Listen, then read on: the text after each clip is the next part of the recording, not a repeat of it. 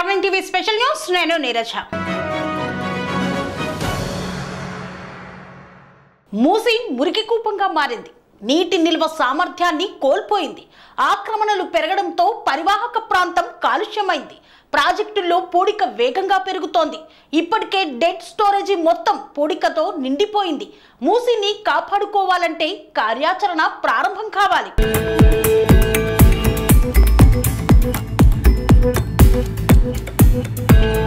మూసీ నదికి తక్షణం పునర్జీవనం కల్పించడం అత్యావశ్యకమని కేంద్ర జల సంఘం హెచ్చరించింది. లేని పక్షంలో భీకర వర్షాలు కురిస్తే నగరం మూసీ ముంపుకు గురవుతుందని ఒక శాస్త్రీయ నివేదికను Musi river front development corporation కు అందజేసింది. వికారాబాద్ సమీపంలోని అనంతగిరి కొండల నుండి ప్రారంభమైన మూసీ నది నల్గొండ జిల్లా వాడపల్లి వద్ద కృష్ణా నదిలో కలుస్తుంది. దాదాపు 250 కిలోమీటర్లు ప్రవహించే ఈ నది హైదరాబాద్ నగరాన్ని రెండుగా విభజించుకొని ముందుకు సాగుతుంది. మూసీ ఈసీ వాగులు వచ్చి గోల్కొండ ప్రాంతంలోని టిప్పుఖాన్ బ్రిడ్జ్ వద్ద నదిలో కలుస్తాయి.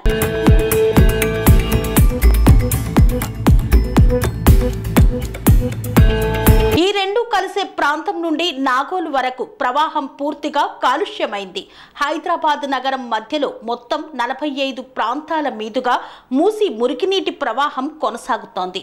నీటి ప్రవాహం పూర్తి స్థాయిలో ఉన్నప్పుడు నీరు విస్తరించే ప్రాంతం 237 మీటర్ల నుండి 128 మీటర్ల వరకు ఉంటుంది. కేంద్ర జల సంఘం గుర్తించిన 45 ప్రాంతాల్లో నీటి ప్రవాహానికి అడ్డుకట్ట వేస్తూ నిర్మాణాలు జరిగాయి.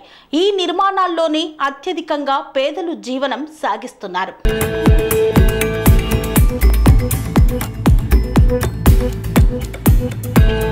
నిర్మాణాలను తొలగించని పక్షంలో నీటి ప్రవాహం పెరిగినప్పుడు ప్రాణహాని జరగడంతో పాటుగా సమీప ప్రాంతాలు పూర్తిగా ముంపుకు గురవుతాయని జలసంఘం తెలిపింది. గత ప్రభుత్వం Musi river front development corporation ఏర్పాటు చేసింది. మూసీకి పునర్జీవనం కల్పించాలని సంకల్పించింది.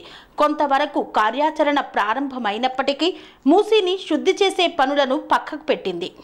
మురుగునీటిని శుద్ధి చేయడం వరకే పరిమితమైంది. ప్రవాహానికి అడ్డుకట్టలాంటి నిర్మాణాల జోలికి వెళ్లడానికి సాహసించలేకపోయింది.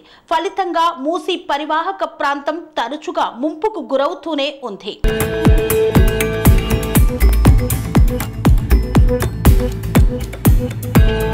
దీంతో నగరంలో కురిసిన వర్షం నీటిని మూసీలో ప్రవహింపచేయలేని పరిస్థితి ఏర్పడింది. చిన్నపాటి వర్షానికే నగరం జలమయమవుతోంది. గత పాలకులు నగర సుందరీకరణపై దృష్టి కేంద్రీకరించినప్పటికీ మురికి కూపంగా మారిన మూసీ విషయంలో జలసంఘం హెచ్చరికలను పట్టించుకోలేదు.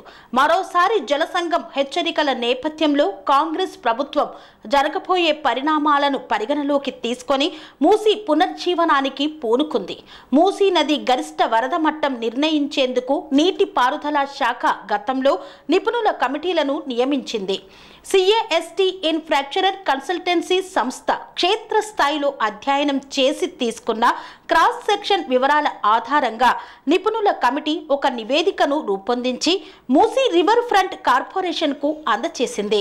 ఈ కమిటీ మూసీకి వచ్చి గరిష్ట వరదను పరిగణలోకి తీసుకొని కనీసం 1.50 లక్షల క్యూసెక్కుల నీటి ప్రవాహం వెళ్లేలా చర్యలు తీసుకోవాలని సూచించింది. ఇదంతా 2019 నాటికే జరిగిపోయింది. 1962లో మూసీ ప్రాజెక్టులో నీటిని నిల్వ చేయడం ప్రారంభించారని, ఆ సమయంలో మొత్తం నీటి నిల్వ సామర్థ్యం 4.83 టీఎంసీలు కాగా ఇప్పుడు 4.09 టీఎంసీలకు తగ్గిందని కేంద్ర జల సంఘం తన అధ్యయనంలో తేల్చింది. ఈ మేరకు ఒక నివేదికను నీటి పారుదల శాఖకు అందజేసింది. డెడ్ స్టోరేజీ 0.24 టీఎంసీల నుండి 0.017 టీఎంసీలకు తగ్గిపోయిందని నివేదికలో పేర్కొంది. సంరక్షణ చర్యలు తీసుకోకుండా ఇలాగే వదిలేస్తే నీటి సామర్థ్యం గణనీయంగా తగ్గిపోతుందని నివేదికలో పేర్కొంది.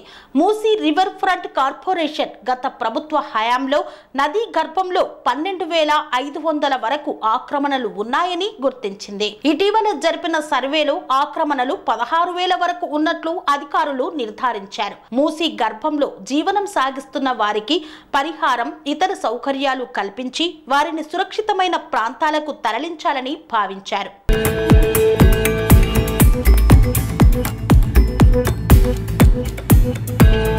హైదరాబాద్ హైదరాబాద్, రంగారెడ్డి, మేడ్చల్ జిల్లాల కలెక్టర్లు ఈ మేరకు చర్యలు చేపట్టారు. నదీ గర్భంలో దుర్భర జీవితం గడుపుతున్న వారితో మాట్లాడి వారికి డబుల్ బెడ్రూమ్ ఇండ్లు, పరిహారం, ఇతర సౌకర్యాలు కల్పించడానికి కార్యాచరణను రూపొందించారు. అత్యధికులు ప్రభుత్వ ప్రతిపాదనలకు ఆమోదం తెలిపి మూసీ నది గర్భం నుండి తరలి వెళ్లడానికి సుముఖత వ్యక్తం చేశారు. కొందరు తక్షణమే వెళ్లిపోయారు. అలాంటి వారికి డబుల్ బెడ్రూమ్ ఇండ్లను ప్రభుత్వం వెంటనే కేటాయించింది. పరిహారం, ఇతర సౌకర్యాల కోసం కొంత మొత్తం నగదును అందజేసింది. మూసీ నది బఫర్ జోన్లో దాదాపు 10,000 వరకు పక్కా నిర్మాణాలున్నాయి. వీటిలో చాలా వాటికి కొన్నేళ్ల క్రితమే గ్రేటర్ హైదరాబాద్ మున్సిపల్ కార్పొరేషన్ నిర్మాణ అనుమతులను ఇచ్చింది.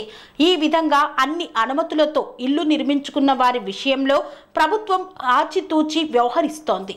నీటి ప్రవాహానికి అడ్డుగా లేని నిర్మాణాలను 1962 నుంచి ఎలాంటి వరదలకు ఆటంకం కాని నిర్మాణాల జోలికి వెళ్ళకపోవడం మంచిదని భావిస్తోంది. అయితే ఈ విషయంలో అధికారుల సర్వే నివేదిక అందిన తర్వాతనే మానవతా దృక్పథంతో వ్యవహరించే అవకాశం ఉంది.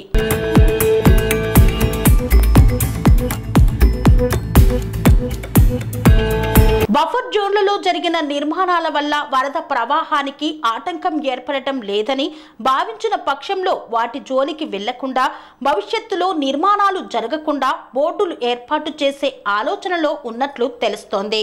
మూసీ పునర్జీవనం రాజకీయాలకు అతీతంగా జరగాలని పర్యావరణ ప్రేమికులు కోరుకుంటున్నారు. మానవ జీవన మనుగడలో నీటి ప్రాధాన్యతను గుర్తించి రాజకీయ నాయకులు వ్యవహరించాలంటున్నారు.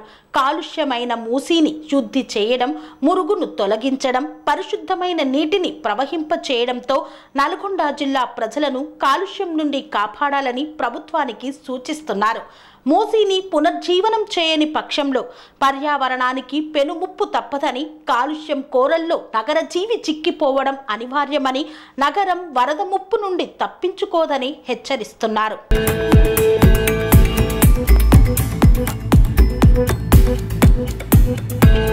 రివర్ బెడ్ పై జీవనం సాగిస్తున్న నిరుపేదలకు మెరుగైన సౌకర్యాలతో పునరావాసం, పరిహారం సౌకర్యాలను కల్పించి తరలించడం ద్వారా మూసీ పునర్జీవనానికి వారు మద్దతు కూడా పొందాలని ప్రభుత్వానికి సూచిస్తున్నారు. మూసీ పునర్జీవనంతో నదిలో మంచినీటిని ప్రవహింప చేయడంతో పాటుగా నది ప్రవహించే సుమారు 250 కిలోమీటర్ల పొడవున పర్యావరణ హిత ఉత్పాదక ఉపాధి అవకాశాలు కల్పించే చర్యలను ప్రోత్సహించాలని, మెట్రో రైల్ లాంటి కాలుష్య రహిత రవాణా వ్యవస్థను ఏర్పాటు చేసుకోవాలని పర్యావరణవేత్తలు ప్రభుత్వానికి సూచిస్తున్నారు. స్వామి బోధానంద గోసేవ ఆశ్రమం, సైథాపూర్. జ్యోతిష్యం, వాస్తుశాస్త్రం మన పూర్వీకులు మనకిచ్చిన వరం. దుర్గాదేవి, కాలభైరవ ఉపాసనతో వాక్సిద్ధి పొందిన శ్రీ శ్రీ బోధానందగిరి స్వామివారు మీకు ఎలాంటి సమస్యలున్నా, వాటిలో ముఖ్యంగా ధన నష్టం, ఆరోగ్య నష్టం, భార్యాభర్తల మధ్య గొడవలు, ప్రేమించుకున్న వారు దూరం అవడం, ఎన్ని సంబంధాలు వచ్చినా పెళ్లి ముడి పడకపోవడం, రోడ్డు ప్రమాదాలు, అప్పుల బాధలు, వ్యవసాయంలో నష్టాలు, పెద్దల మాట పిల్లలు వినకపోవడం, ఆరోగ్య శాంతి, గృహశాంతి, మనశ్శాంతి లేకపోవడం, ఇలాంటి సమస్యలు ఉన్నట్లయితే ఒక్కసారి స్వామీజీని కలవండి. మీ సమస్యలకు తగిన పరిష్కారాన్ని పొందండి. అంతేకాక అన్ని రకాల వ్యాధులకు గోపంచగవ్య మరియు మూలికా వైద్యం చేయబడును. నమ్మకంతో రండి, ఆయురారోగ్యాలతో వర్ధిల్లండి. మా అడ్రస్ స్వామి బోధానంద గోసేవ ఆశ్రమం, సైథాపూర్, వీరభద్రస్వామి గుడి దగ్గర, యాదగిరిగుట్ట. సంప్రదించవలసిన నెంబర్ 9849213754 మరియు 9618034138.